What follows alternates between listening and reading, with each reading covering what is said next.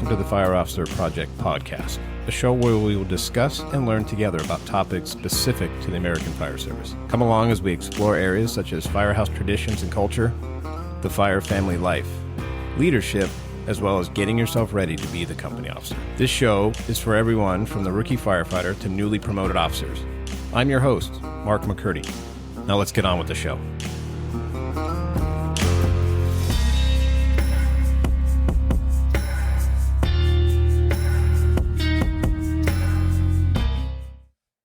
Hello, welcome to episode 16. I'm going to call this one Operations Mindset. We're going to just talk about a few topics on operations. I know I've held off on that a lot, and the first dozen or so episodes have been just on mindset or getting yourself ready, and I've kind of shied away from operation stuff. But you know what? Screw it. I think I did that because, you look at these Instagram posts and everything, and everybody just hammers each other on somebody not pulling the right hose or this nozzle and that, and then you start kind of getting almost like an imposter syndrome yourself, where you go, you know what, I don't want to say anything because then I'm going to get picked on or whatever, and you're like, you know what, screw that noise. It doesn't matter.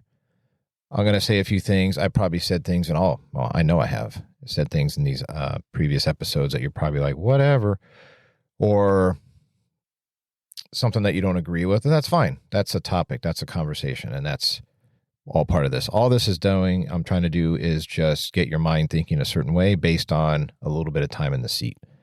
So whether you're getting ready to promote or you've already promoted, I'm going to talk about a couple topics that are operation stuff that, yes, only scratching the surface. And I'm not going to talk about majorly deep operations or scenarios. I'm going to talk about what it is like or what you should be thinking in these four topics. And just so you know what they are right now, I'm going to talk about being an IC on maybe just a house fire, commercial fire, a first in brush fire, which we have a decent amount of that stuff going on, going to be happening soon here in Southern California and throughout the U.S., but it's a big thing for us. MCI's RIT stuff, or RIT, however you want to, whatever your department calls it, and then running a Mayday and surface level stuff, because I could take each one of those topics and we could do hours on it, right? We could have symposiums on it. We could have seminars, webinars, whatever the hell. And it wouldn't even, we wouldn't even solve it at the end of the day with the whole group of people. I'm just one person with my opinion, my experience, and I'll give you one or two nuggets maybe that you pull out of it, and the rest you might say is garbage and turn it off.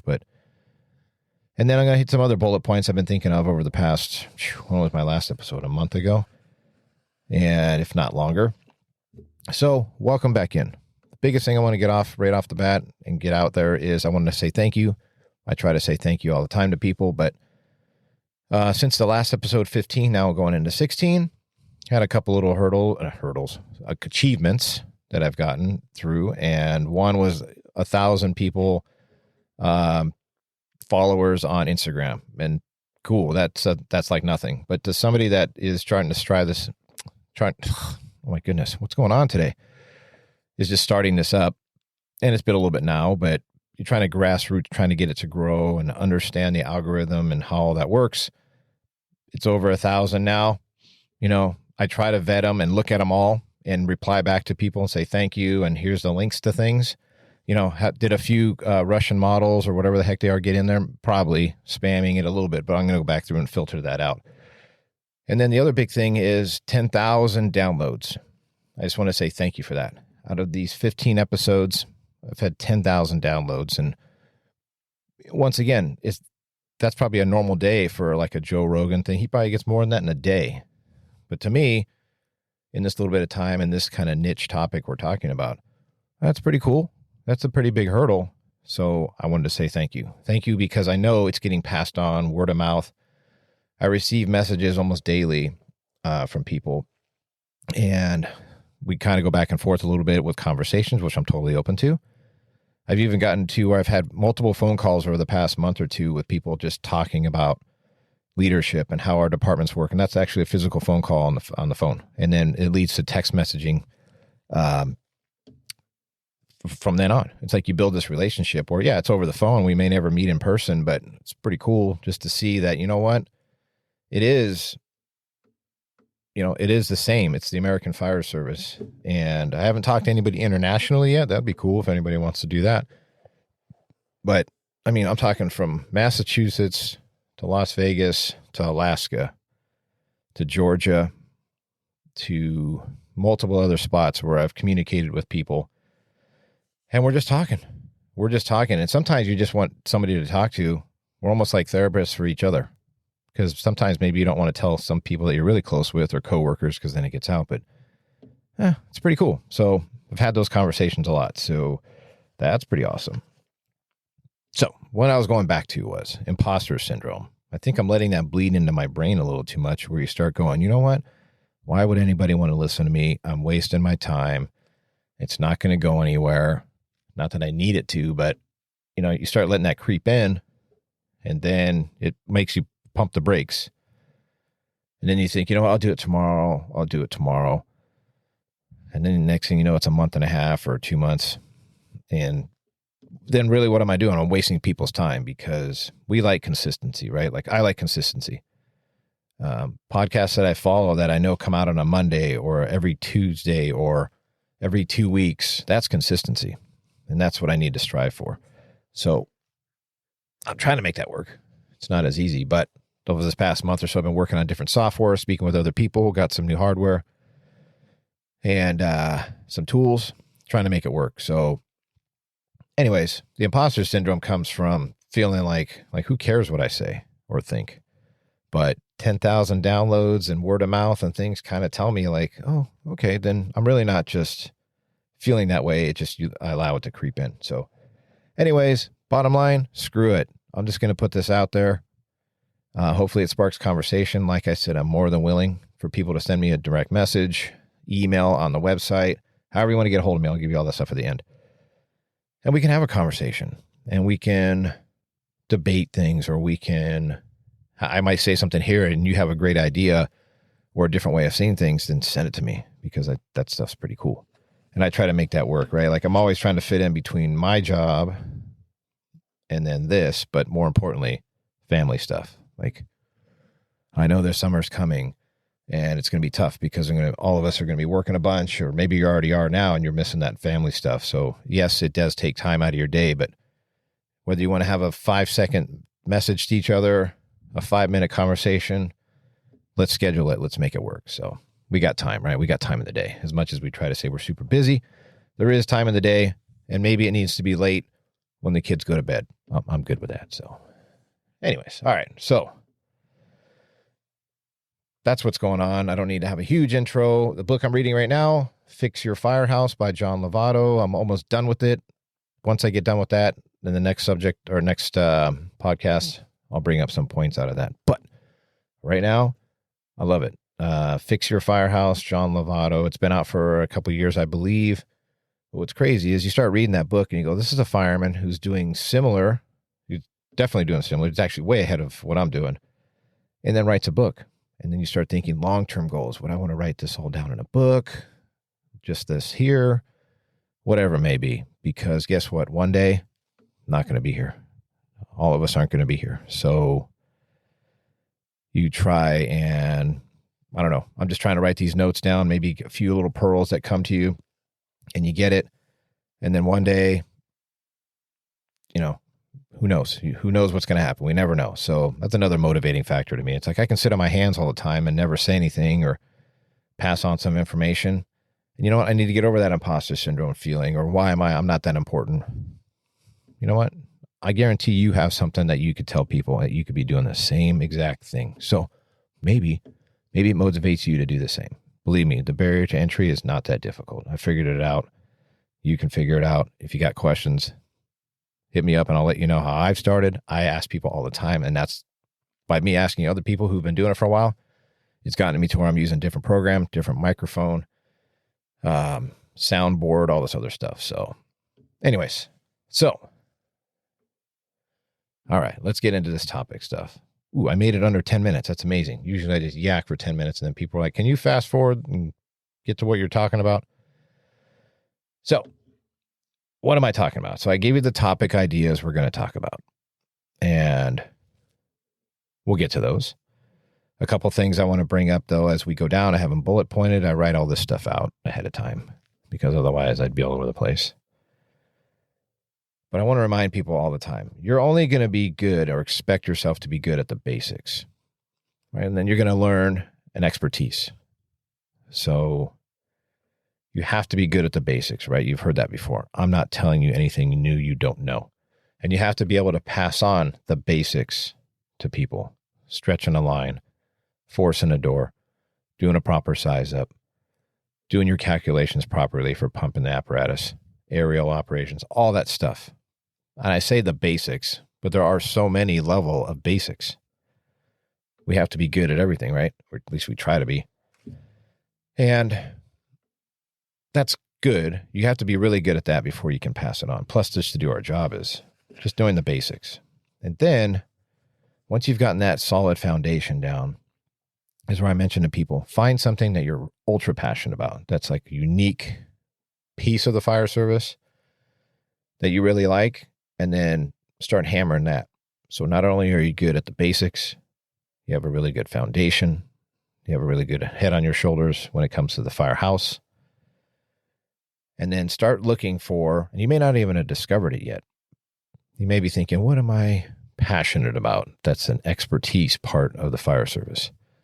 USAR, hazmat, forceful entry, you want to get really good at that, auto extrication, fire behavior, whatever it may be. There's maybe something I'm not going to mention here that you're really passionate about, but you know what my point is. And then become the expert in that. And then you take that and you pass that on. Now, do you have to have a platform similar to like this? I'm not passing on some great expertise. I'm passing on maybe mindset, little nuggets here and there. But I've done that in the past. Forcible entry, auto extrication for recruit training, elevators. Like elevators, my little thing. It's a little different out here and I don't want to go down that road, but my buddy Steve and Mike and a couple other people that we've gone through, we've gotten decent at picking elevators. And that's a little bit unique stuff in California because of the way our doors are set up, but it's nothing crazy. But it's a little niche that I'm passionate about. And whenever we do a drill, I'm more than willing to pass that knowledge on. So pick what yours is. Pick what your elevator class is, or pick what your niche is that you like to do. And then start focusing on that. And then become the expert. And guess what? You have to put yourself out there. It's kind of like this, right? Like I put myself out there. I've rarely gotten anything negative that just wasn't like somebody just trolling and wanting to say something negative. So once you get into that point, put yourself out there, but make sure you're sharp about it as best you can be, and then pass on good knowledge. And then find something else. Maybe after that runs its course, you find something else, or maybe it's time for you to promote, and you're going to be passing on that knowledge of stuff that you learn as you promote into the next rank, and then something else in that rank that you can be responsible for becomes the new passion for you. So I think you get what I'm talking about. So the biggest thing is foundation. I believe in trying to have this rock solid foundation. And I'll bring up subjects now. And I know I didn't do this as a young firefighter, but now being a little bit older, a little wiser, whatever, maybe a little farther down the road in life, I realize I can't recuperate like I used to, or recoup from going to Vegas or going out on a trip or being out late the night and then getting up early and going to work the next day and expect to function like I used to when I was younger. That doesn't work like that anymore. So it's starting to be where I'm going to be 48 soon, starting to realize stupid little things like staying hydrated, watching what I'm eating. It sucks. Like now I got to watch all that stuff. Before I used to, whatever, right? Like when we were all young, could eat, do whatever, hang out the night before, boom, go to work, handle it, be up all night, no problem. That doesn't work that much for me. So rock solid foundation means you as a person initially. You come into work, you're not hungover. You're physically fit as best as you can be, or at least you're working towards getting as physically fit as you can be for this job. When you get to work, and you've heard me talk about this before, but do you immediately go to the kitchen, sit down in your street clothes, haven't shaven for 4 days or however many days you've been off? And then when a call comes in, it's like chaos trying to run around, trying to get everything together. Or are you solid in your foundation where your routine is always the same? You show up to work at the same time. Like I said, however physically fit you need to be, or you're ready to go, right? You're not just dragging ass like an old tired dog coming in. Is that going to happen? Yeah, of course. Occasionally it's going to happen. Weddings, family events, fine. But if it's the regular for you, maybe you need to reevaluate. And then when you do come in, you drop your gear next to the rig. You start getting your stuff ready. You're in that mindset. All those things that I've talked about in previous episodes, but I'll still cover them here quickly. Once you swapped out and you've gotten your relief, people know you're there, right? So then you go get your cup of coffee, you get your gear on for the morning, PT gear, uniform, whatever is specific to your department. And then it's like go mindset.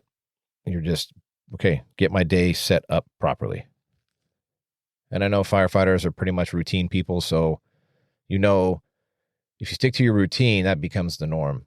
You get a call in there, you're like, damn it, my morning's off because the call screwed me up. You still start back at square B or wherever you were, getting your radio set up, your PAR reports for the day, anything that you need specifically to help you run an incident, or if it's something as simple as reading glasses, whatever you need, you have all that routine set up. Getting your radio set up, getting everything checked. Now we need to pair our radios with our BAs. We got new BAs recently in my department. Another step I got to fit in and find my way, right? And it doesn't just like, boom, you just fit that into your rhythm. You have to find where that's going to be. And then it becomes the norm. And then I've talked about it in previous episodes, but as the company officer, even as a firefighter, but more so because we focus on company officer stuff here, when you're doing that as a company officer consistently, and you're not a hot mess, without citing examples, you know what that is. What do you think that does for the investment of your crew looking at you? You know they're watching you constantly. It's like kids, right? Like they're watching you. They get more out of what they see you do versus what they see you say. Because there are times where I feel like I'm giving empty promises. Like, oh, we're going to do this drill today. And then a bunch of calls happen.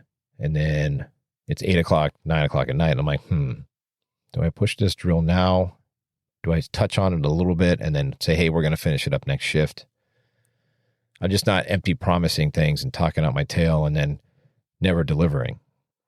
But on the consistency level of every morning doing something the same way, being pretty much the same mentality, same attitude, not the Dr. Jekyll, Mr. Hyde, bipolar supervisor that they're like, holy shit, what's going to happen today when this person comes in? Those are the things you try to avoid as best you can without there being a medical issue, right? Like obviously, if you had something going on or way deeper and darker, then that needs to be addressed more so than I can handle right now with you. But I'm talking just the normal everyday stuff.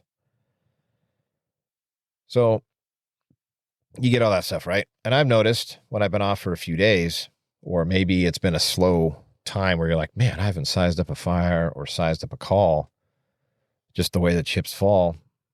Then on your way into work, say a few size ups on the way as you're driving in, just to get the mind flowing again. Okay, what is that right there? Boom, do a size up on a house, do a size up on a commercial building, pull into the driveway at work.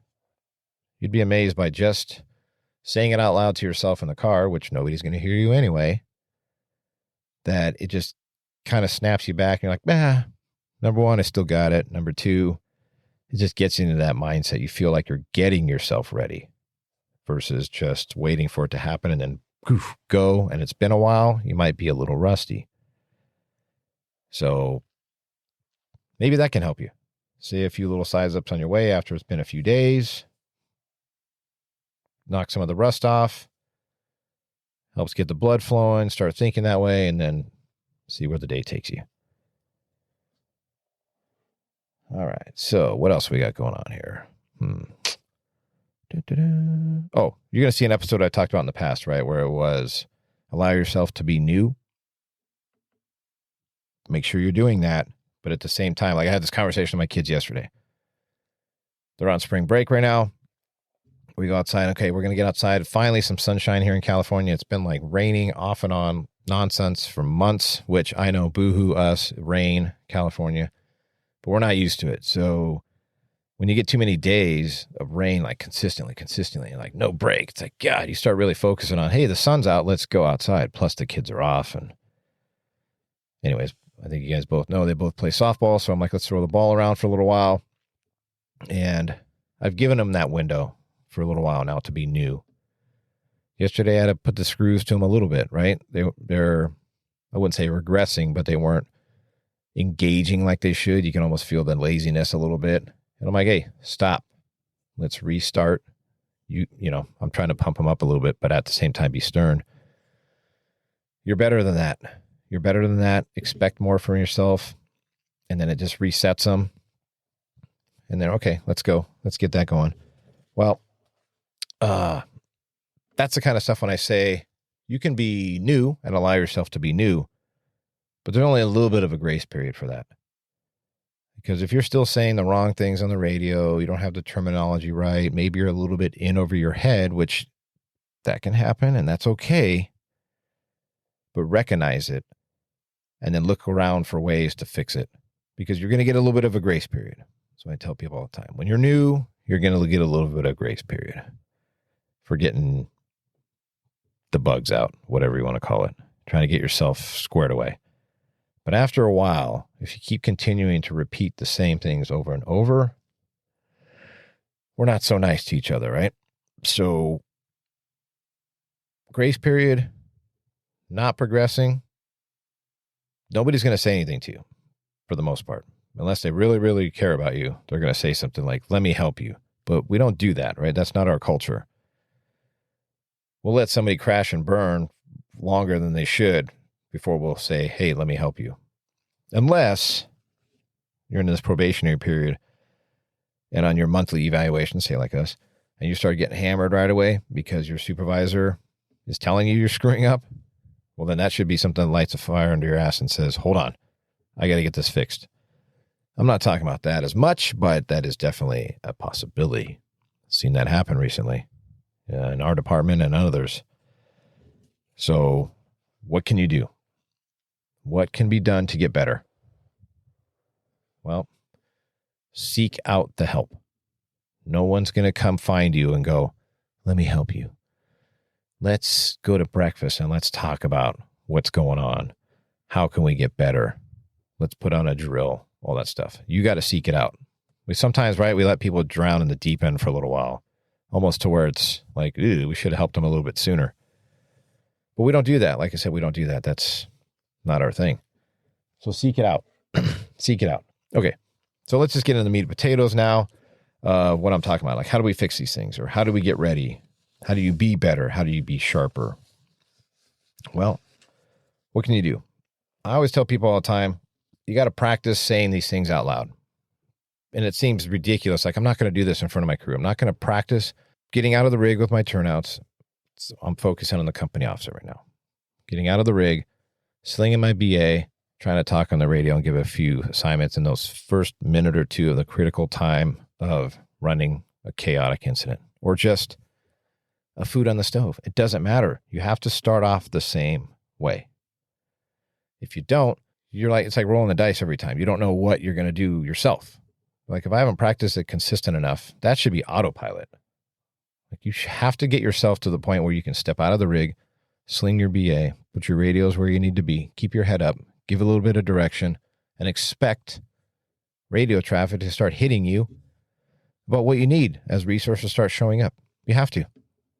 I don't know what to tell you. You have to be ready to do that. And where does this little bit of, I don't know, not being so nice come from? You know what I'm saying? Like why are you being aggressive about it or whatever?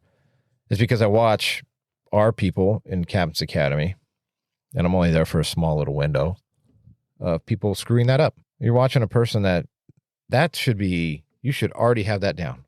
If you're promoted and in the seat and you can't step out of the rig, put your radios in your pocket, BA, give a little bit of direction and be ready to handle a couple little blurps on the radio, what the hell are you doing there then? You didn't prepare yourself well. If you're about to be that person or if you're in that seat, take it from me. Just let be somebody that told you that that's where you need to be. That's where you need to be. And if you sit there and wait on it and go, oh, I'll learn as I get more reps on real incidents, you're setting yourself up for failure. Don't do that. Practice on your own. Fine. Does it look embarrassing in front of your crew? No, because then it looks to them like you really care and you're trying to be better. Figure that out how you want to do that. Things I see, and this may be just my own department, so maybe, I don't think so, but because I've seen other people from other departments when we have state fire classes that show up with our agency.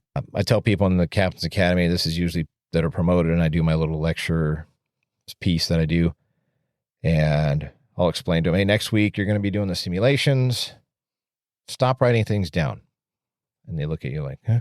And what I mean is, if you can't put 4 engines for us, 4 engines and 1 truck company and a paramedic unit into service by giving out individual tasks on a house fire, you shouldn't be sitting here.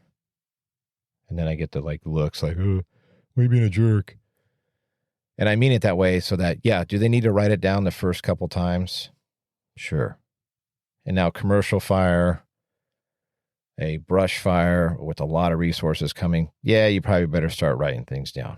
But I'm talking a single family dwelling where you're the IC, and I'll get a little bit deeper down there. You're probably giving me the maxi break right now, like, what's this guy doing? I'll explain it in a little bit when I start talking about the scenarios. But you have to be able to get yourself ready to be able to handle an incident. Because for us, 4 engine companies, one of them's you, and you're probably going to be the IC, or maybe you pass it. Now there's down to 3, whatever it may be. But I tell people, you can't be dependent on walking around with a steno pad and think you're going to write everything down and be able to run the incident. You might have to as it builds and gets bigger. Obviously, second alarm, bigger incidents, fine. But you should be able to run it without that piece of paper. Eventually. Now that I'm starting to piss people off, probably. Let's see. Oh, SOP, SOGs. I've talked about this multiple times in other episodes, but if this is your first time hearing it, I tell people you have to have expectations. And you have to let everybody know what they are, your crew. People need to be on the same page. There can't be any shooting from the hip. And there can't be any point of no direction, because nobody likes to go, I don't know who this person is. I haven't worked with them before. I guess they know what they're doing. They have bugles on and they're called a captain or a lieutenant or whatever, and they don't know you. So that has the possibility, right? Some of us work for large agencies where you might work with people at a station you've never worked for, never worked with, at a station you've never been at. And it might be the only time in your career you ever do that. But even in your own battalion, your own departments that may be a little bit smaller, how often do you work at all these outlying stations? Whether it's 3 station department, 5, 10, 180, right? It can be the same, where you're kind of with your crew, your station, depending on how staffing works. How often do you actually rotate to certain different spots? And how often do those people work with you? Now, smaller agencies, most people, you already have the rep. Everybody knows who you are. They know kind of how you do things. That's cool. And the same, even in a battalion, they kind of know. But when it's been a while since I've worked with certain people, or say they're all working overtime, then I bring up my expectation, my SOP, and it's a light framework I've already talked about what I want on house fires, commercial fire, brush. But I also do ask the crew, like, what if I'm the substitute teacher for the day and the crew's regular, I ask them how they do things before I just come in and say, hey, for the next 24 hours, here's how we're doing it. I don't do that. I let them explain to me kind of how they do things. And if there's things I have questions about or want to suggest or do a certain way for that day, then I do it, right? Because ultimately, you're the supervisor. You're the captain. And I'll get to a point, it is coming up next, about where I've probably been unpopular in one subject when it comes to a 4-person engine. So I'll get to that next. But having those expectations, loosely bringing them up to people and saying, here's kind of what I want, helps put people at ease. Then they also feel like you're asking them, like, what did they do? It's a give and take. But ultimately, it's not a democracy at certain points. You ask and you try to fit in and do things that they do. And they may do something that you're like, oh, man, I've never done it that way. Explain to me what you're talking about. And it may be something that becomes your new norm. So that's cool. It could be something you never even thought of or experienced or specific to that area that you can take with you. Awesome. And that's good stuff. So remember that. It's not always a one-sided street and it's not always a democracy, but at the same time, remember, if you're the supervisor, You pretty much will have the last say on how things go. You got to finesse it a little bit, obviously, right? So depending on how your delivery goes, for the most part, people want direction. Now, is there 60 grit sandpaper guy who wants to just do everything opposite of what you want to do, or just, yep, you're definitely going to have those days. But it doesn't always happen. And when they do, you got to stick to your guns. And it's going to be uncomfortable. I've talked about that before, but that's how you learn to be in charge. Otherwise, you lead into my good little friend, Captain Good Times, which you're probably sick of hearing it, but it's not going away if you're listening to this podcast. So, all right. So here we go with the, I don't know, I'll still continue with that SOP, SOG thing, but an example that I've had in the past. So most of our engines in my department are 3-person, most of them. So we operate with a firefighter, an engineer, or a firefighter specialist, we call, and a captain. That's normal. So for us, now, do I think it's right? No, of course not, but that's just the way it is. And we do have certain rigs that are 4-person as far as engines. All of our trucks are 4. We have some light forces, which are an engine that follows a truck or a quint that we have. So there's variances. What I'm talking about is the norm. 3 to 4-person engine company. Big difference there. And when you're used to working with 3-person and you get a 4th body or a 4th person, night and day difference. So occasionally I would work at spots where we had 4-person engine. And it was huge because I would ask them, like, okay, what is, how do you guys operate like this? It's like having an extra body for the day, which it is. But guess who the first person detailed usually in those battalions are? That if somebody needs to go somewhere for training or to do something and we need to go down to our minimum level, you usually lose that person during the day. Can't be for 24 hours, but it can be as much as 9 to 10 hours that you would be out without that person. So you got to operate 2 different ways. You got to have an SOP for a 3-person. You got to have an SOP for a 4th. So I would ask them, okay, what do we do here if we get a fire? What are your SOPs? And I'd get varying things, but for the most part, it would be whoever's side the fire's on, say house fire. Whoever's side the fire's on grabs the nozzle. Yeah. I let him explain it to me for a bit and go, okay, I kind of see what you're saying. But when are you going to find out what side the fire's on? I don't know. Maybe 10 seconds before you pull up. Maybe you got a little bit longer because the block's longer. But that's not always a good indicator of what side the fire's on. And I go, okay, all right. So I let him explain it. I go, okay, what about EMS calls? What do you guys do? Who's the patient person? Who's the radio person? Or, the doing vitals and who's talking to the patient? Well, we do the same. Whoever side the street's on, we switch back and forth. I go, oh, okay. And that's on an engine company, right? Well, I worked at an engine company with our department for 5 years that we didn't do that. Wherever you had a specific ride seat, which is pretty common in a lot of departments, right? So wherever you're sitting is your responsibility for the day. That's how I was taught for a good majority of my time as a firefighter in an area that was specific because we had a decent amount of apartments and high rise. So that's just the way we operated. And it was a paramedic engine. So my partner was a paramedic. I was a paramedic on an engine company. And wherever seat we were sitting in was radio person or made contact with a base hospital and was forcible entry. The other side was the patient person and the nozzle person. That's where you sat. And then we rotated those throughout our shift throughout the year. And that worked. Well, that's how I like to operate. And I'd get sideways eye when I would say, yeah, all right, I know I'm the substitute teacher and I should go with the flow, but not today. So maybe I've pissed people off in my career for that, but it's very rare that I work at those stations anyway that have 4 people. So I'll tell them, yeah, how about let's not do that today. Let's do, you're the radio person or the patient person. You're doing the vitals. You talk to the patient. You do the assessment. Nozzle, forcible entry side. And yeah, like I said, I probably pissed those firemen off, but whatever, because I would explain to them and I go, well, we don't do that on a truck company. Even in my own department, we don't do that. And we don't do that on the paramedic squad. Your little paramedic squad set up like Squad 51, stand by for response. Guess what they did, and guess what we do to this day? Whoever's sitting driving is the radio person. Makes base contact with the hospital. The other person's a patient. We don't do what side of the street, and all of a sudden they throw the EPCR and the cell phone to them, and then the other person now all of a sudden is the patient. But we don't do that. We don't do that on the truck either. We have tillered quints in our department, Topside firefighter has very specific tasks. Inside has very specific tasks. That's how I operate. So, yeah, did I piss people off for those 24 hours? Maybe. But then I'd also plant the seed into them and go, well, maybe that's a good way to do it too. Because they'd give me a little bit of banter back and forth or whatever. I go, that's fine. What about a cul-de-sac when we pull in straight in and the house on fire is straight in front of us? Now what are we going to do? And they just stare at us and joke. And I'm like, oh, okay. Well, you see my point, right? So did I beat it up a little bit? Yeah. I don't know. I didn't feel like I like to be very specific on SOP, SOG. And that's why I would stick to that. Now you can say, no, you're screwed up. You should let the crew dictate because you're the substitute teacher. I could see your point there too. But you know what? I'm doing it that way. So that's how I do it. All right. We have a big thing now. Our new BAs we just got. We got these MSA BAs and they have a built-in thermal imager.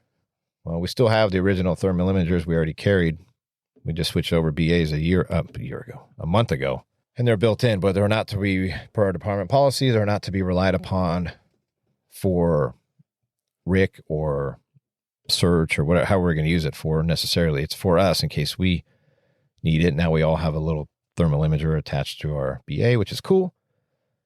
But when it comes to search and everything else, we're still to use the primary TIC or thermal imaging camera that we had, for a couple of years now, quite a few years. So for us, every engine company has one. Every truck company has one. And I've noticed, we have a lot of probationary firefighters right now. It's just our way our department is going, and our numbers are pretty high with the experience, not only even if they're off probation, but the probation to 5-year firefighter window is pretty big. That's a good amount of our experience level right now. A lot of times when I go work outside, it doesn't happen to my station just because of the way we do things, but when I go work an outside station and I'm looking around in the morning, I'm doing my morning checkout, like I talked about earlier, radios, putting on my gear, looking through the rig. It throws people off. One of two things. One, when I start climbing on the rig and looking around at it and finding where things are, the engineer always gives me the sideways eye, like, what are you looking for? I'm like, nothing. I'm just looking for the rig, looking how your rig's set up. What specific equipment do you have? How do you have things laid out? I don't work here every day, so I want to see. And then okay. I think they're looking to see if I'm trying to bust them with something, or I don't know what it is, but I go, no, it isn't my job to just throw my crap on there and you drive me around and I tell the firefighter what to do. I'm an integral part of that team too, as well, especially with a 3-person company. I got to know where certain things are, or I have to know where everything is. Well, one of them is the thermal imaging camera. And more than half the time when I go work in overtime somewhere, the firefighter has a thermal imaging camera. You're going, yeah, okay, well, you're the captain. You should be talking on the radio and making sure my people don't get hurt. True, but how do I make sure they don't get hurt? Well, what's the firefighter's job? For us, and for most firefighters, it's developing that line, right? Deploying that line well, getting it where it needs to be, and doing a good job at that. Now, I haven't seen it yet, but they'll have it clipped on their coat or whatever, and I'll go, okay, I'll take the TI today or the thermal imaging, and they kind of look at me, and I'm like, I don't expect you to do that. That's not your job. And they're like, what? Your job for me is to develop that hose line, do a good job, get water on the fire. My job is to also help develop that line if we need to, until some help gets there. And I should be right behind you. So how do I expect this person to have a nozzle, operate the nozzle, and do a good job with fire behavior and putting it out and holding up a thermal imaging camera trying to see what the heck's going on in fire attack mode? Search and rescue? I don't know. What do you think? Who should have it? The firefighter or the captain? I don't know. I still think that I need to have it. So I clip it on my BA. It's the way it is. You can tell me I'm wrong, which I'm totally open to discussion. I don't expect them to try to be doing a search. Now that we have our own thermal imagers, when it comes to a RIC Mayday situation, they have a thermal imager for themselves. Ours is used for actual search of victims, fire, everything else. I like to have it on me so I can help guide it. And ultimately, if you're the captain, I'm pretty sure you got more time on than the firefighter. Doesn't always work like that, so don't hold me to it. You're like the senior firefighter usually. You got a little more experience, so you kind of, that's another reason I hold on to it, is I use it to things. And then if I need to, and it's like a nothing thing, and hey, they need to find some fire, they're doing some overhaul, they need to do this, fine. I give it to them. That's different. That's different.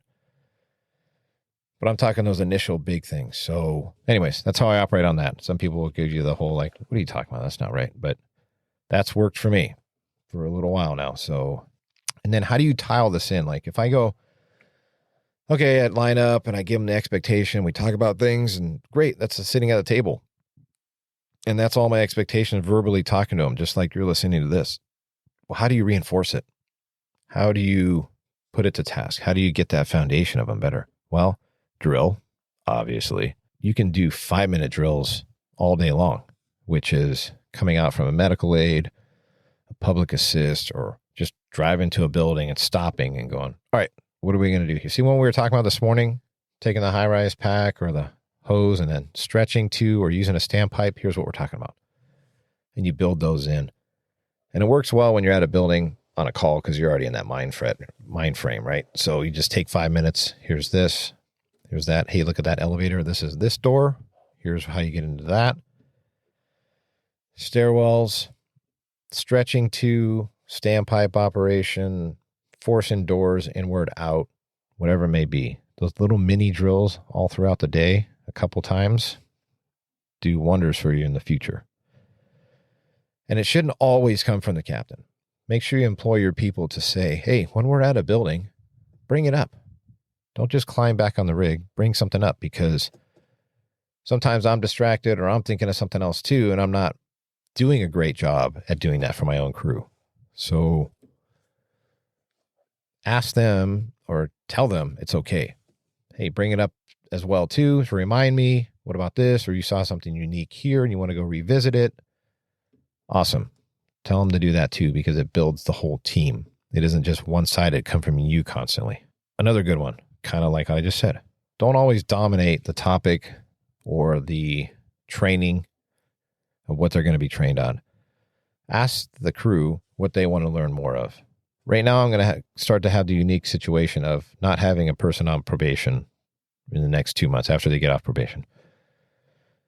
All the people on our crew will be off probation, which is good because the probation people, they got a lot to do that already kind of dictate our training. And then we have to add on top of that. Now I'm going to get to a point where we've already kind of started this now, is more advanced firefighting that I can do equally because the whole crew is somewhat in the same boat as far as time frame. So, and that's great. But I'm going to get to a point now where I go, okay, each one of you pick a topic that you are passionate about, kind of like what I talked about at the beginning. Have them find something they're passionate about, start researching it. You don't really have to give them a hard deadline, like in 2 weeks, I want to drill on whatever you're passionate about. You got to get them time, and you got to give them the ability to learn and things, but you could put it on them. Like, what is it? It's April now. You could say, hey, so-and-so. In May, as we build the schedule, first off, tell me a topic. In the next week or so, come up with a topic that you're passionate about and let me know a drill that you want to put on in May. And do that for all your whole crew, including yourself. You can't just sit there and give out all these tasks and then be like, well, I know it all, so I don't have to do anything. Well, if you know it all, put yourself on Front Street on stage there too and incorporate and do a drill for your crew as well in the same fashion that you're asking them to do. Seems like a lot of drills I see now are PowerPoint videos. Maybe you should do something like that too initially. And then wherever it goes from there, the hands-on portion, make sure they're setting that up and you're setting it up as well. Just food for thought. So think about doing it that way as well. I'm going to get ready to talk about those 4 subjects I was discussed at the beginning: IC, MCIs, RIC or RIT, and Mayday. And how do you get yourself ready to handle those situations? Whether you're already the supervisor now, you haven't had too much experience with those subjects, or you're getting ready to promote, or maybe you're 2, 3, 4, 5 years out and you're starting to think, okay, how do I get myself ready for that? Well, if you're thinking about this 1, 2, 3, 4, 5 years out, you're already ahead of the game because you're already thinking that way. And you're learning how to get better at these kind of topics or why things happen the way they do. So like I said, don't get all nutty. I'm going to just scratch the surface on where, as a newer company officer, you need to be, where the bar is. So that's how I'm going to approach it. I'm not going to hit every subject and hit every little detail. I'm not doing that. I'm talking about what is the minimum foundation, as we talked about, a solid foundation that you should be at when you're already sitting in that seat. That's the point I'm talking about. Okay, so as I preface that, I'm going to talk about being the IC. Now, that's a big one, right, that we kind of practice with, because we always practice with size ups and everything as you being the first in. So you transition to the IC, or do you pass command, depending on how the situation is, depending on your department policy, all that stuff. But eventually, at some point, you're probably going to be in charge until a chief or somebody higher up comes and takes the incident from you. Or maybe you, depending on your department, maybe you run the incident from start to finish at a captain, supervisor type level. They're right. There's too big of a range for me to try to encompass it all. But as the IC, things that you have to be ready for. So I briefly mentioned it earlier, house fire response. You can't always put yourself on the spot that you have to write everything down. That's not reality. Now, you may pull up at the same time as another rig, and however you do things, you pass command or you get your firefighter passed off and you start running it. Maybe you need to start writing things down. Okay, I get that. But another thing that happens is we pull up, we do a size up. Now, before I give a size up, within reason, if I know it's something active going on, I also look at my crew. The time that it takes me to push the button on the radio, push the talk, and give the size up to our dispatch center and all the other resources that are coming in, my firefighters don't sit there and wait for me to finish talking. Average, if I'm guessing here, 10 seconds to do a size up. It's a long 10 seconds for somebody to sit there when there's fire burning or whatever it may be. So right before I push the button, because talking isn't going to put out the incident, your crew and the crew that are coming is what's going to happen. So I try to give my firefighters a little bit of direction before I push the talk and give the size up. 5 seconds at the most to give them direction. That's one little thing. Maybe if you haven't heard that before, or maybe you're already doing that, it's not some miracle thing I'm thinking of, but that's kind of reality. You give them a little bit of a direction, then you push the talk. Now you start running the incident. Well, for us, sometimes, like I said earlier, you step out, you grab your BA, the other radios, and we do a 360 of the building, depending on the size. Now, as a regular, to say your common house, you should be able to walk. I know there's difference with gates and fences and crap blocking your way and stuff, but I'm assuming your department policy is as well to do a 360 or something similar. So there isn't going to be a time where you're going to step off and include carrying a pen and a notepad with you. So start training yourself to run the incident where the next rig comes and you're still running and gunning, talking and doing your 360, and the next rig comes in. Well, you can only do so many assignments, right? We only do so many things on a house fire. And in a nutshell, fire attack, search and rescue, utilities, RIC. Yes, I know exposures can be an issue, and ventilation. Okay, there may be a victim. No problem. Depends on how your response matrix, all that other stuff. It's too big of a variable to discuss like that. So you just, as you, who may one day need to be the IC, it's going to happen, right? So it depending on how busy you are and what type of station you're at, it may happen frequently.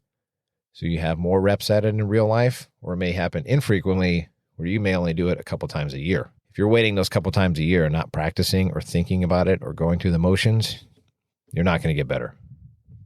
It's just not happening on reps.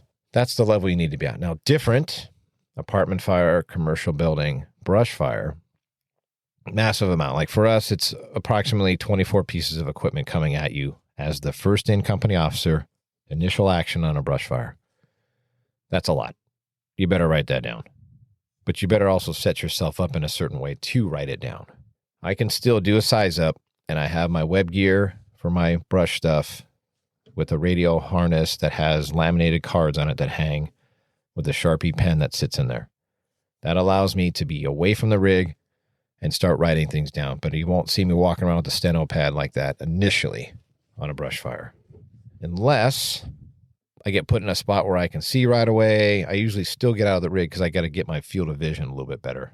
So there are variants. I'm not saying you can't. Like, it's the worst thing in the world if you're writing things down. I'm not talking about that. I'm just saying you have to know when to employ it, how to do it, what some workarounds are, and things like that. But you don't train yourself to always have a piece of paper and a pen that you're going to write everything down, because you're setting yourself up if that happens. So practice getting used to it without it, and then clean it up later, right, as you write things down, however you may do it.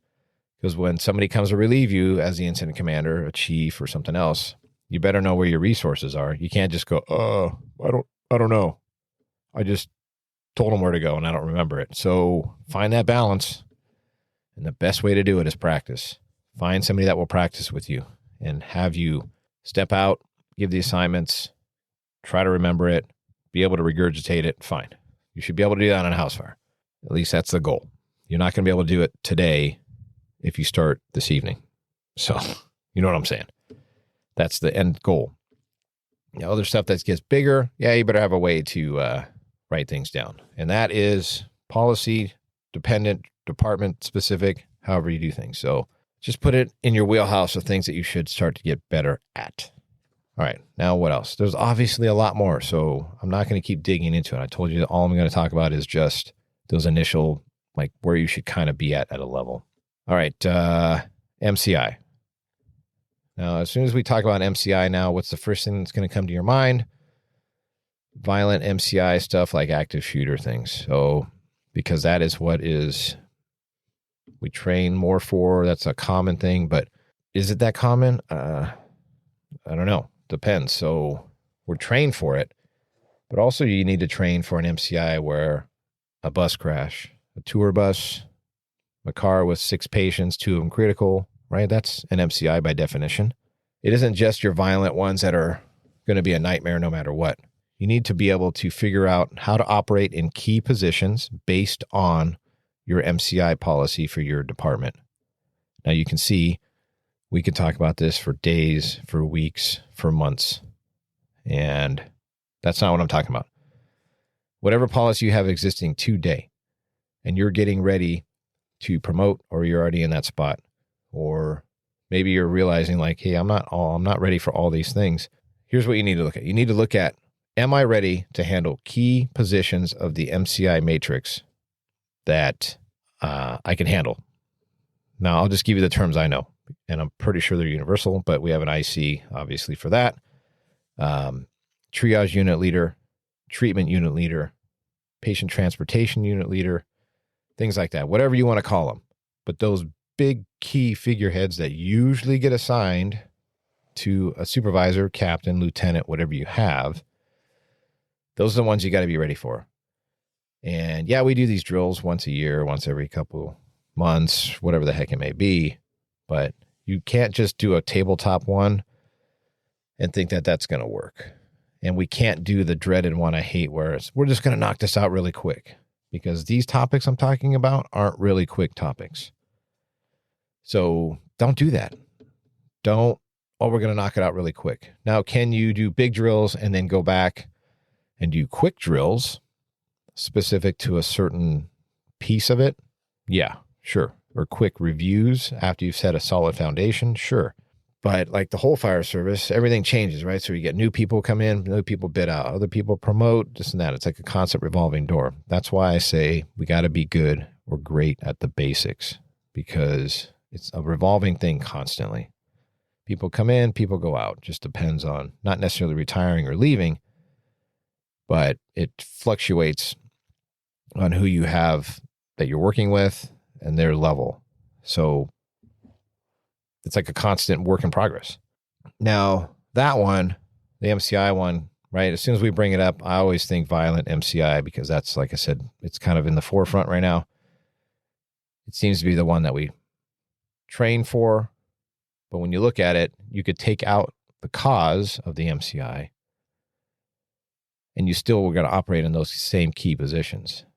So it just, the level of what may have happened to people, not necessarily, is whether it's a tour bus that topples over or gets in a traffic collision or whatever the heck. I've never worked in a tornado, hurricane type atmosphere, but I can only imagine it's got to be something chaotic as all hell that you have an MCI to a degree, right? So it doesn't matter necessarily what the cause of it is.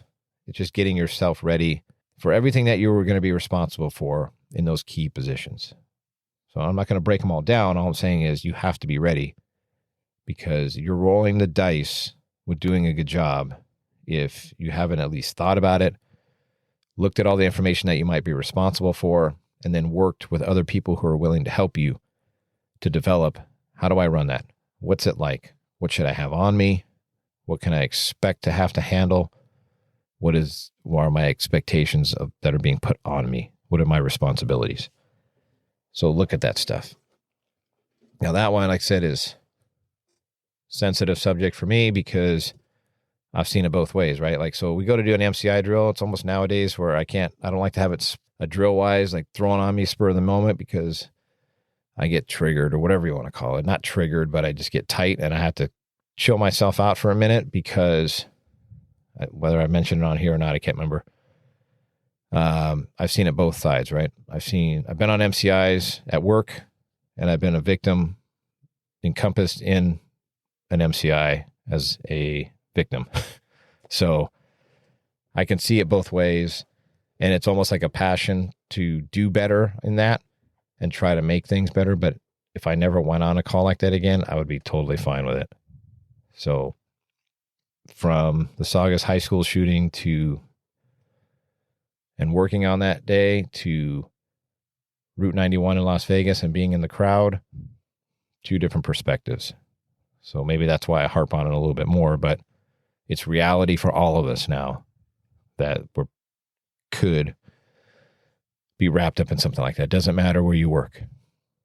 That MCI with an active shooter event or somebody that's going around stabbing a bunch of people or running people over at a street fair with a car can happen anywhere. None of us are like, well, that's not in my wheelhouse. That's not going to happen. So get that out of your mind. We got to think MCI wise, those key roles. What am I going to do to make this problem be handled the best that it can be? All right. So, Rick. So what did I bring up? The RIT one, Rick, fast, whatever, however you have it set up in your department. We got assigned to this a few months ago. And I tell people all the time, like, I don't want to get assigned that because I'd rather be in there doing all the sexy stuff, right? Like, fighting fire, search and rescue, ventilation. Okay, those are all the big things. But when you get assigned Rick, it's like, ugh.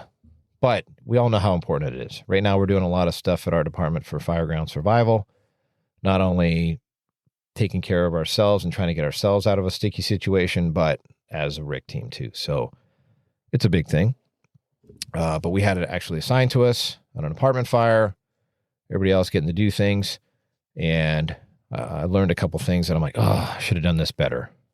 Now, I've been assigned to it multiple times. And I haven't been deployed yet where one of our people need help. Knock on wood, thank goodness.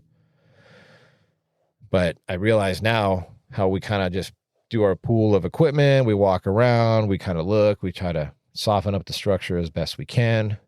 But I had one where it threw me off. Like the fire was second floor fire on the Charlie side, on the back side.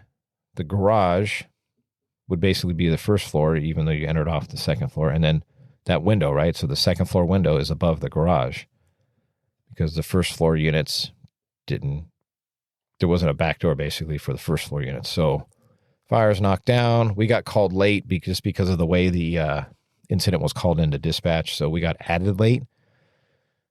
If something had happened in the first 7 minutes or so of that incident, the crews would have figured it out, but they didn't have an established RIC team just based on the way things were happening, which I think happens a lot, just based on our nature of how things happen. And afterwards, even though the fire was knocked down and we were still RIC because there was a, IDLH stuff going on, I didn't think about it till after, like we should have thrown a ladder to that back second floor window. It should always be there. Even though we didn't have fire blown out and there's still hot spots and things that guys are doing. So what's the chances of it happening? Small. Doesn't matter though. We do things because they could change, not because they have changed or will, because they could. So I later beating myself up a bit saying I should have told the crew to put a ladder there just because. One, practice for throwing a ladder. 2, you never know what's going to happen. And so that's one thing I learned. Like, hey, we got to do a good job with putting up ladders, even on these second floor apartments. As the RIC team, staging the proper tools. And this is a large complex, so 3-person engine. That's all I have. My crew is good about all being suited up, getting the tool equipment cache set up, and then walking a 360. Now, here's the thing. Do you walk with your crew in one direction in a 360, or is it so big that you split them up? 1 and 2, obviously. And then you start opposite, alpha side. One goes Bravo, one goes Delta, and you meet at Charlie and come back around and discuss. I don't know. That is a topic where you can look and go, I think I'm going to do that based on the size of the building. The problem you run into, though, is what happens if something goes down? So before you allow if you're going to do that, before you allow your crew to split up, make sure your comms are right. That whether they have a separate RIC squirrel channel to talk to the whole crew on, that they're on the right tack for the incident. The only risk you have is if somebody hits the E-trigger or Mayday and there is a RIC issue, that person is going to be trying to get all this information out, and then you're going to be trying to hail your crew in between all that to tell them, hey, meet up in Alpha or meet on this side or whatever it's going to be. So be cautious of that. We get a RIC channel, squirrel channel assigned in our comm plan, but I don't use that necessarily. And I don't really split up the crew very often. I've tried it in practice and I'm like, ugh. The only thing that hangs me up is the potential for something to go down and now we're split and then we can't communicate because I don't want to step on the firefighter that's having the Mayday. So if your comms are done a certain way that you can make that work, okay, consider it. But for us, it doesn't work that way. So if I was going to split up my crew, I would have to make sure that they were monitoring or scanning the squirrel RIC channel because I would need to get a hold of them right away. The way you do that is by practice. Now, if you shouldn't be creating your own SOP, SOGs outside your department realm specific, but if you can work within them and be efficient, by all means, try it. So that's all I have to say about the RIC thing is just a couple little pearls. And when I am walking a distance around, I have a tool with me. Halligan or something I usually carry with me in case I'm on the backside or wherever it may be and something pops up. I want to have a tool with me. Now, I have a light enough tool that my crew can carry it without being fatigued? That's what I expect them to bring, right? So something. I'm not going to ask a person to walk around with a ladder, a rotary saw, just depending on how we're doing things. If I know it's a commercial building, then I'm like, just bring the rotary saw. Okay, we'll switch off who's carrying it. Little things like that. You don't want to be caught with your pants down if something comes up. You're like, oh, crap, we need to run around to the front. It's usually not a good plan. Also, so where you set up on RIC is a big deal. You check in with the IC. They may give you some direction of where they want, but a lot of times they'll just say set up the equipment pool.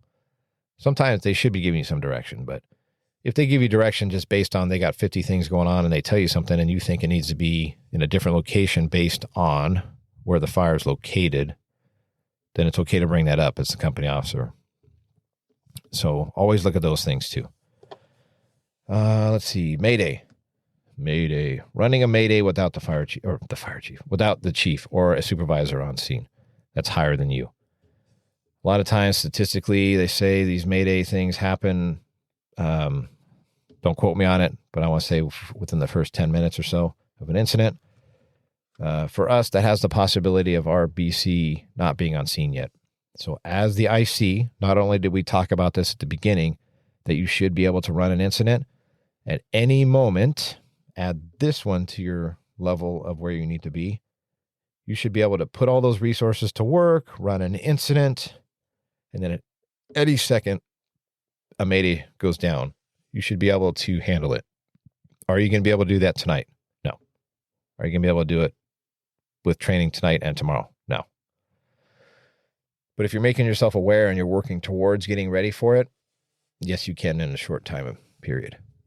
depending on how much you want to work and understand and think through and understand how much it takes to get that figured out, and always being ready for it. So, where I'm at here, let me check my notes real quick. So, Mayday stuff. So we did a drill recently with LA City, which we don't normally drill with them on these big things like this, but we were invited to one of their RIT Mayday drills, which was awesome. We pretty much do the same thing, right? Two big departments in LA that pretty different in some aspects, but for what we were teaching as far as Mayday and trying to basically get yourself out, not necessarily RIC, which is big because you're not just going to go to the fetal position and try to wait for somebody to come get you.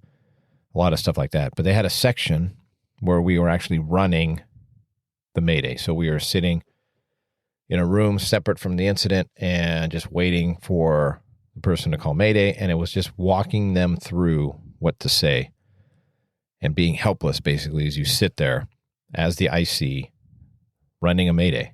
Try it. If you haven't done it yet, put that on your radar as a drill to do. You don't see the thing, you don't hear it. It just happens all of a sudden. And just try to talk somebody through trying to get out of a building. Practice that in a sterile environment as best you can outside of it actually happening to you, and see what you're going to say and see how you talk people through it, because I like to think I've prepared myself for some things, but that's definitely one that we don't do a lot of. And I could get better at it for sure by doing it more frequently.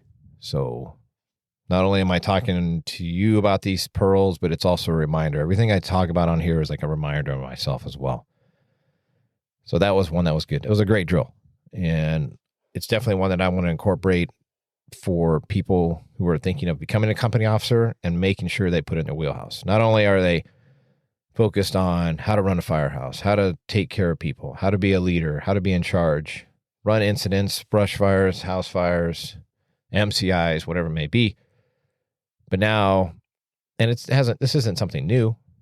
It's just something that hasn't always been in our forefront to think, well, I'm going to be the IC on this specific incident when a Mayday goes down, and I'm running it.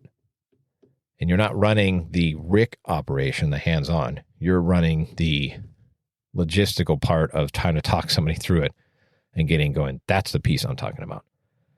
Now, I talked about RIC earlier. That's separate. This is talking about being the person who is running the incident when this happens. So, two different things, but practice both. So, anyways, those are the 4 subjects I was talking about: IC, MCI, RIC, Mayday. That's just today. That's just operational stuff. And like I said, scratching the surface only of little things that you should be aware of, or not how to, but a little bit of how to and a little bit of awareness of what you will be expected to know how to do. And you ask yourself, how do I get ready for this? Well, that's kind of easy, right? Do what we always do and what we're supposed to do. Be the best. But how do you become the best? How do you do it? Practice, practice, practice. And you have to do it by asking for the help, but you also have to do some of the research yourself. But ask for the help. Nobody's going to come to you. If you expect people to come to you and say, let us make you a great company officer, here's how we do it. It doesn't happen. You're listening to this, and whether you're in your car or on a walk or whatever you're doing, working in the garage, these little things are getting thrown at you. But it's easy to listen to, right? Like I listen to podcasts too. It's easy to listen to and get charged up and, yeah, I'm going to do that, and that's a good idea, but actually executing it is a whole nother animal. You got to ask for the help, and you can't just ask for the help for somebody else to set up the drill. You ask for the help, and you get somebody to mentor you. Then you set up a drill, and you put yourself out there. Now, when we're on probation, our company officers have to put on a certain number of drills themselves as putting on a battalion level drill. And that's kind of what I'm talking about. Whether you're off probation, you haven't even got promoted, whatever, put on these drills and put yourself out there. But use other people that have a little bit of expertise in it to help you build it and help you be your subject matter expert.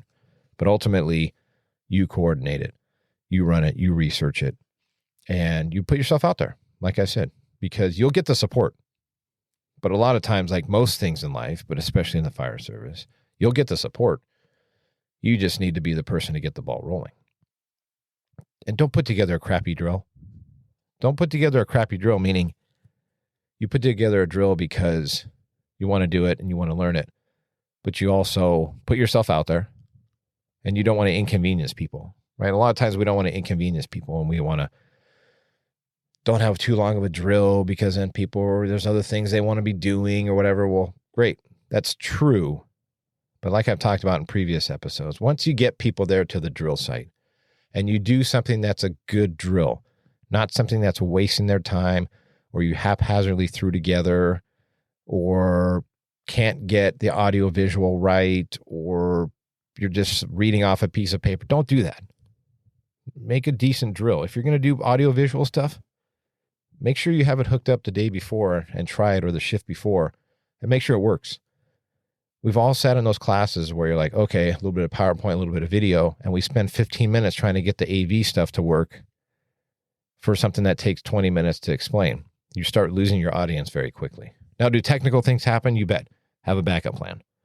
One thing I've learned doing some teaching and things like that is a backup plan, especially on days that are important or when you're on a time slot. Like you got 2 hours to do your subject and then the next person's climbing up your ass right behind you. You can't take the time to not be ready. And so expect more from yourself when you do a drill. That's what I'm saying. We've seen the crappy drills. The person's not intentionally trying to do a crappy drill, but don't do that. Expect more from yourself.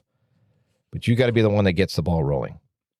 And then I heard this. We had a drill recently on this MCI stuff, and that's a big subject, right? So for somebody to say, oh, we're going to knock this out really quick. I'm like, the hell we are. Then don't waste the time. Now you're saying, what a jerk. Now you're being a jerk because you're saying do a drill, but then you're knocking somebody out. That's what I'm saying. Don't sell yourself short. If you're doing a big drill, which is a big chunk, expect that it's going to take a bit. Now, do I expect a 4-hour drill? No. Would I expect an MCI drill to last an hour? Yes. Would I expect it to last 15 minutes? No. Because that's just zipping through it, and it takes longer maybe to drive to the drill than it does to have it. That to me needs to be adjusted. If we're going to do an MCI drill and it takes an hour, perfect. If one day we do it and it's all tabletop and discussion and explaining the situation and explaining the positions and what each person on shift might be expected to do, like you're down on the weeds talking to the firefighters going, what do you expect is going to happen? Triage, then you're going to transition to litter teams. Well, how? Show them, because a good amount of them probably have never done it. If you invest at that point, just the individual pieces, and then a couple weeks from now, you actually have a hands-on drill where you just go instead of looking at all the positions and talking about it to death. 2 different ways of learning. It's huge. Hour there, another 2 weeks later. Look how much you've accomplished doing that versus just doing a quick, oh, good. We got it. Okay, where are we going to lunch? Nobody learns as much doing that. So, and then of course, you're going to hear me say, avoid Captain Good Times. Push yourself and your crew. You're not there to be their buddy. Are you there to be their boss only? No. I can't cover everything in one day right now. This would go on forever and you'd already shut it off. But for those of you that haven't listened to other episodes, Captain Good Times for me is my definition of the person who wants to be a captain, but still wants to be everybody's buddy. You can't do it. Now, there are other people that can do it, yes, but it's truly, when you look at it, it's truly not buddy the whole way. Like they can be your buddy, but you still respect them as the boss. Captain Good Times isn't respected. Captain Good Times is taken advantage of because he allows himself to be, or herself. That's what I'm talking about. Don't do that. Because they don't respect you. They don't think, if they respected you, they wouldn't do some of the things. Right? And then you can't be their buddy constantly, and then all of a sudden when you get heat because they're screwing up and now you're getting hammered and then you're going to drop that down on them, it's not going to work well. Consistency And knowing the lines and knowing everybody's job is the big thing. Now, some people will look at it and go, oh, you're too stiff about that, or you need to lean a little more towards being a buddy than a boss. Okay, yeah, we all have something we got to work on. Not a problem. But you've seen it, or maybe you haven't yet. But when you see the ones that get taken advantage of or that think they're doing the right thing by letting people do stuff they shouldn't, that's a tough one. Because ultimately, you want to be proud of your crew, and your crew wants to be proud of working for you. That's huge. It's a mutual respect for both, right? So you have to put in the effort to make them proud of you as they put in the effort to make you proud of them. Look at it that way and have that fine balance. And remember, it's okay to have fun at work and take care of the crew. Ultimately, we're there for the mission. We can't forget that. There'll be times where people say, oh, it's the weekend, we can't have a drill. I'm like, what? I'm at work. Are you at work? Last time I checked, we're at work. Now, some departments have very specific, they don't do certain drills on the weekend. Some drill on the weekend and don't do much during the week. It just depends. You know what I'm saying? So remember, we're at work. It's the mission. Now, do I drill every day, every shift, hammer? No. There's definitely times where I'm like, okay, today we're just going to have a crew bonding day. That's it. Those are needed. But there is a mission at all times. And there are those days where you're like, we're just taking a break. They've worked hard. They need a break. But you got to make sure they are working hard. You can't constantly be in break mode, right? So you're always working and trying to figure out, and you're going to step on a landmine and you're going to do things wrong. I've screwed up plenty. I've screwed up giving them too much of a leash to try to be their friend. And I've been too much of a hammer and then realized, what am I doing? I need to give them a break too, because I need a break. I guarantee they need a break. It's always a good finesse. So where did all this come from? Like, why am I talking about this now? Well, recently I started updating my expectation letter that I have. And it's a collection of things I've gotten from other company officers as I've been in this career. And I've taken literally 4 or 5 different expectation letters from company officers that I've worked for and kind of combined them and molded them. And I'm still working on it because I thought it was going to be an easier task than it actually is.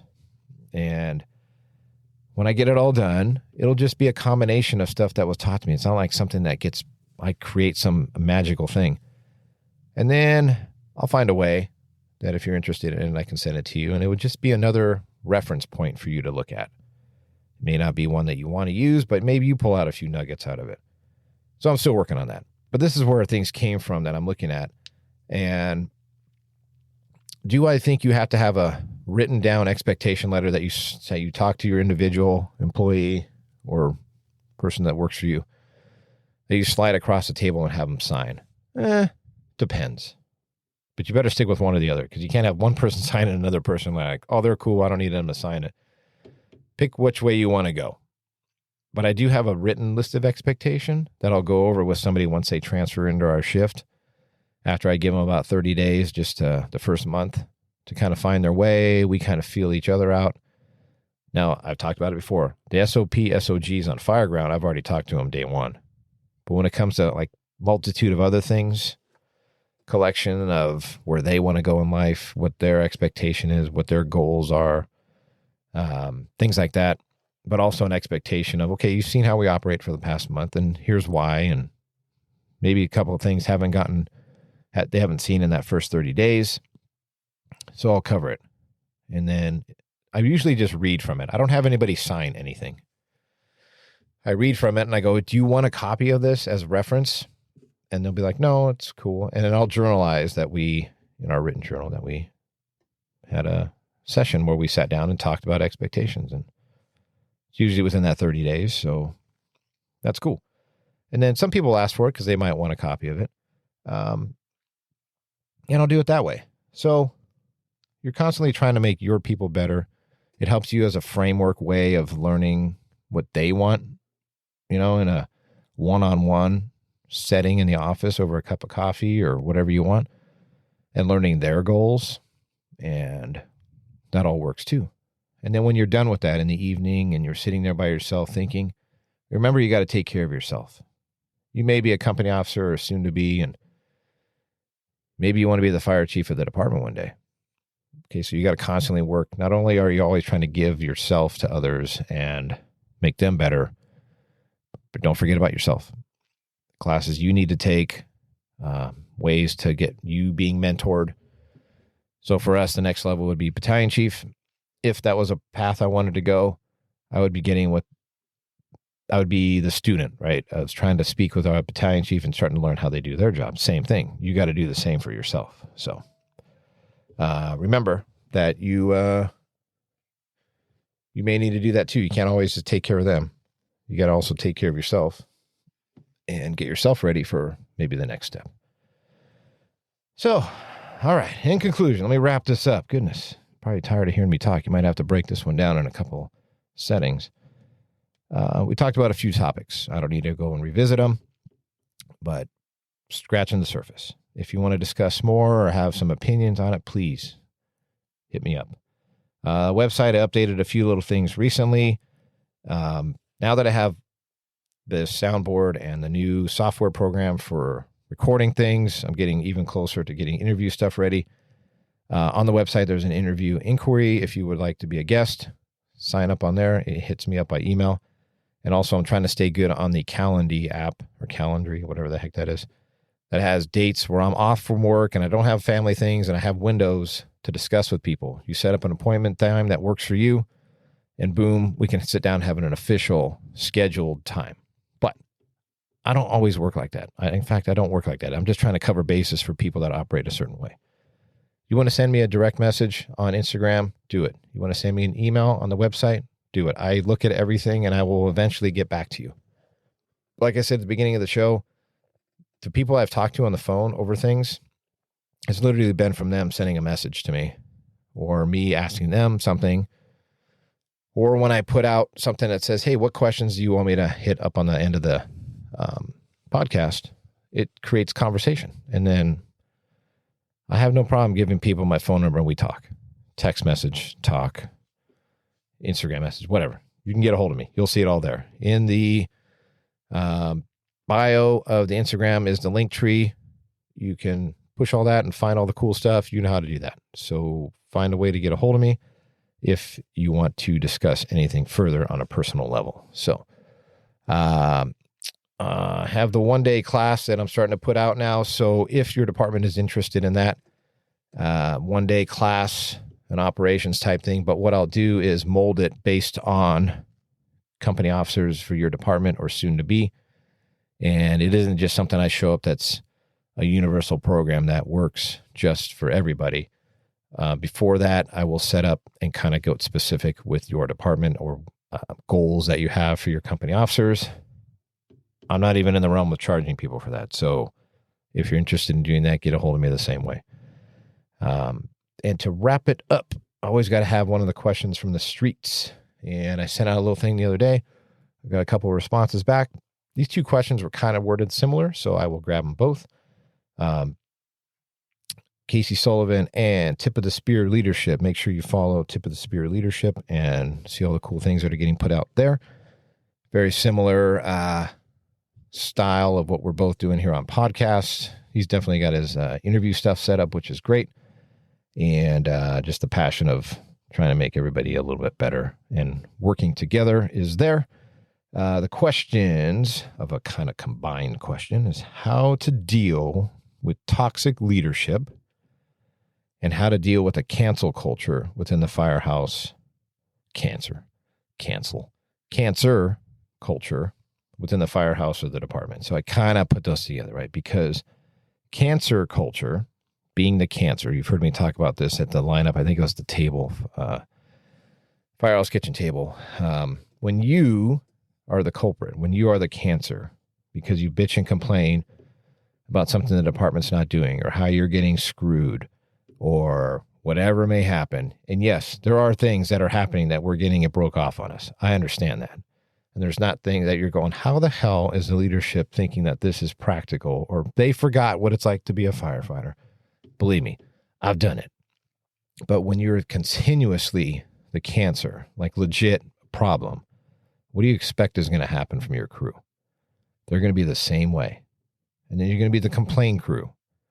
And then nothing's ever good enough and blah, blah, blah, blah, blah. And everybody gets tired of hearing it.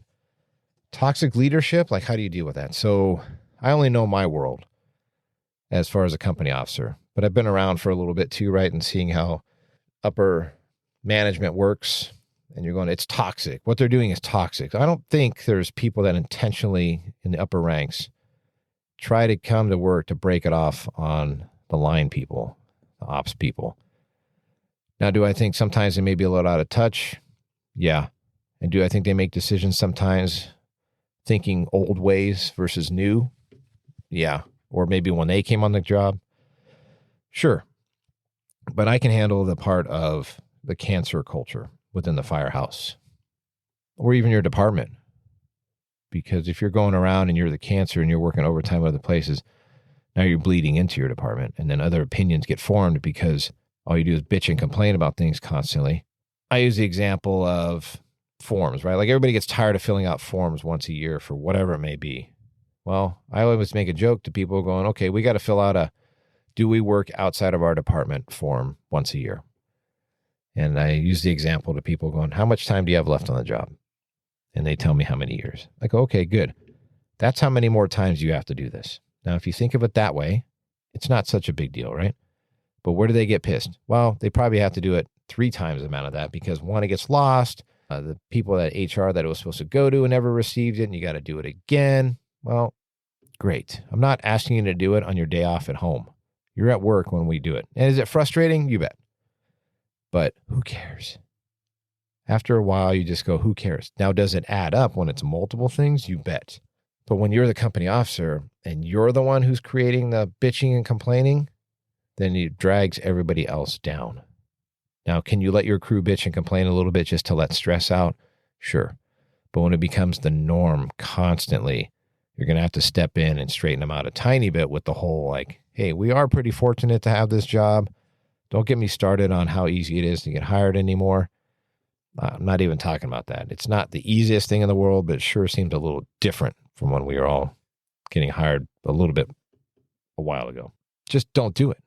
Try your best. Now, do we all have weak days? You bet. But when you realize it, stop it and go, hey, you know what? I'm actually being a problem right now. I've had to say that before. I've had to stop myself when I start going down that road because I'm pissed or tired or I've been at work multiple days, whether I wanted to be or not. And I have to stop and say, hey, you know what? Let me reset here. Let's just get it done, knock it out, get the paperwork done. Okay, what else? What else we got to do? Okay. There's a lot, right? There's a lot to that question. But what you can handle is what I always tell people that I think of it as, I can only handle what happens at the kitchen table and in my firehouse and the ones that I visit. And that is it. To think that you're going to change much else unless you're in a very strategic spot, not necessarily reality. Do your best to not be the cancer. If you got a certain employee that's doing it constantly and undermining you and tranking it and crapping all over everything you're trying to say, even when you say it in a public forum like a kitchen table, then yeah, it might be time to sit them down in the office and ask them like, hey, what's going on here? That's a whole nother animal, right? So you just try to not let it fester.